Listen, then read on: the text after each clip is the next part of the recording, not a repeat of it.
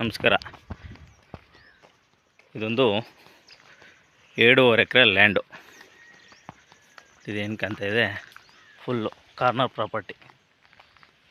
Road ಹಿಡಿತ ಕೂಡ ಫುಲ್ಲಾಗಿದೆ.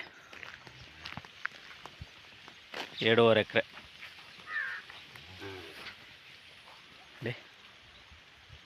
ಏನು ಕಾಣ್ತಾ ಇದೆ, ಇದು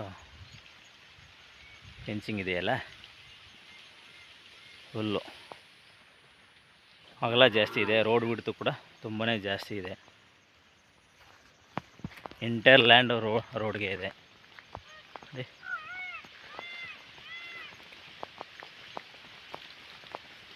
ಬಾಕ್ಸ್ ಇದ್ದಂಗಿದೆ ಮಾತ್ರ.